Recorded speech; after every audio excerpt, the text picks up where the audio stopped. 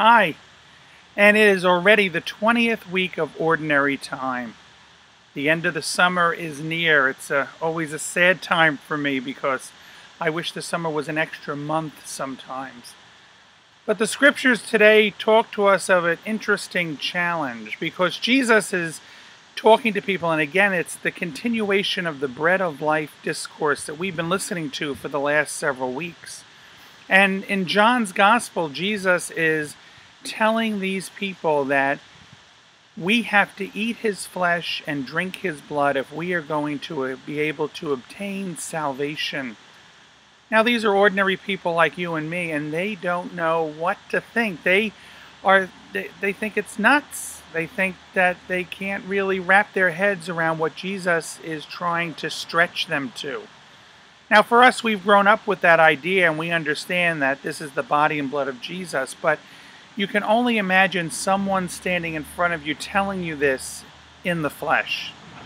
And this was the first time that people had ever heard anything like this. So they were really being asked to go to another place, to go deeper into themselves and to really understand all that Jesus had taught them.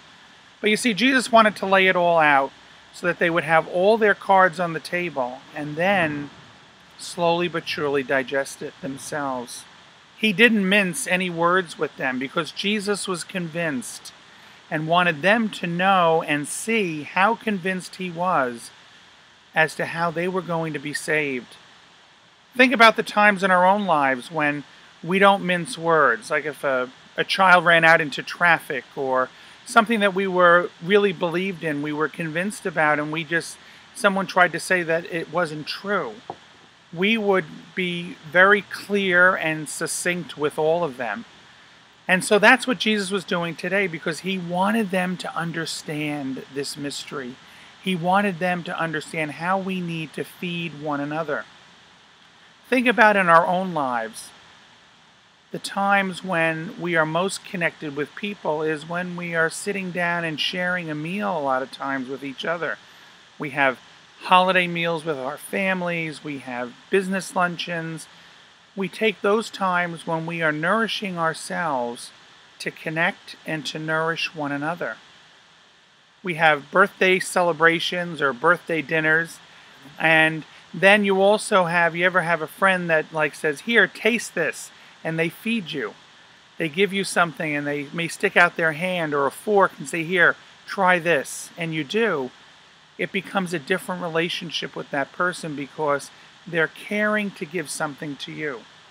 My friends, that is what we are supposed to do every time we're together at Mass. That intimate expression of Jesus sharing his body, his blood with each of us, and we in turn sharing it with each other.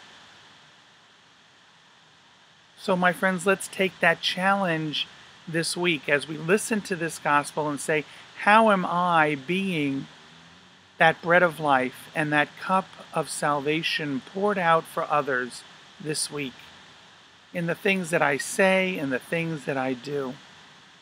That's where our challenge comes all the time, so that we can go deeper into that mystery of who Jesus is in our lives and what he is calling us to taste and to see at his table in our church. Once again, we invite you to be part of us here at the Church of the Nativity, a stewardship parish in Midland Park, New Jersey. It's a place where we are journeying together to understand this mystery and to invite anyone who wants to come to be on this journey with us.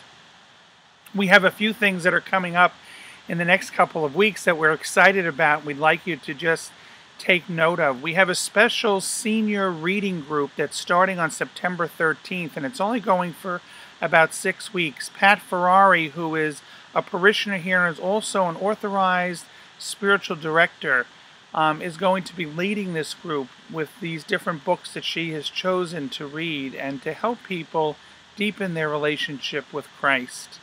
So we invite you, if you'd like to be part of that, to check the website out or to even call the rectory office and they can give you more information. And there'll be information in the bulletin too.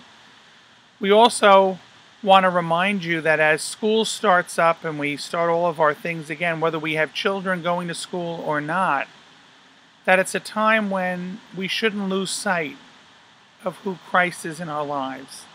And that as busy as we can be, Jesus is always inviting us to be with him at that table of sacrifice. We also remind you that our Women's Cornerstone is coming up at the end of October, and it's going to be an extraordinary weekend. And so we really hope that you're putting that time aside. 26 hours, that's all we're asking, of something that can really touch your life in a very special way. God bless you.